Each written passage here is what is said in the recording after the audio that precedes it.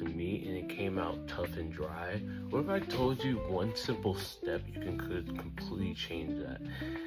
You should be so really how you should go about is you should be tenderizing your proteins before cooking. In this video, I'll show you why and the food science behind it, right? It kind of makes everything a little bit more, easier, and it makes you feel like a real chef. So let's get into it. Okay, real quick, I just want to mention right here, this is where I actually would be performing the meat tenderization. I made a katsu with this, pork katsu. And really, just a quick explanation about the structure of meat protein, and really what can affect if you alter the protein structure within the within the meat. And really it's just kind of a framework or a bundle of a bunch of proteins linked together. I would say this is that if you start beating it with anything, even whether it's a knife or not, you end up with a situation where you can essentially, break down the meat, all that bundle and them being tightly packed together, those protein structures. When you start breaking them down or you start beating at them, you start loosening those structures, making the meat a little bit more tender, a little bit more softer and easier to chew, right? Because if it's tight, it'd be very hard to chew. It's like chewing on a piece of string. Now, right here, I'm performing another style of a marinade, and really this includes my two methods and this one as well. With these two methods, right, these two little extra methods, they can be put together, but sometimes they'll be separate.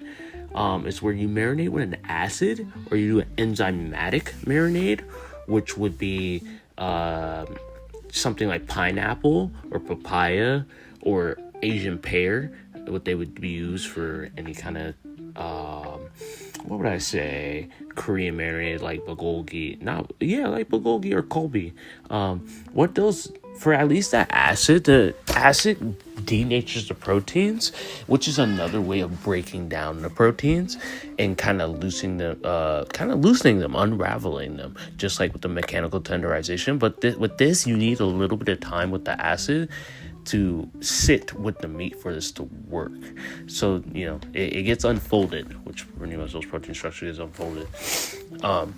If it was to get completely unfolded, it will turn into goop, but that's not what happens. And with the enzyme, there's a specific enzyme called bromelain that actually kind of, once again, unravels the proteins, making it a little bit more tender, is what I would say, breaking them down. Thunberg's Meat Science article, peer-reviewed article that I found, specifically points out that when it comes to heat and it comes to other tenderization methods, specific methods or processes are what break down the protein structures, which lead to more softer, juicier meat. On Food and Cooking by Harold McGee, she also points out that same thing, acid, heat, enzymatic, whatever method of tenderization you take on, if it's breaking down connective tissue and muscle fibers, it's going to lead to more tender meat.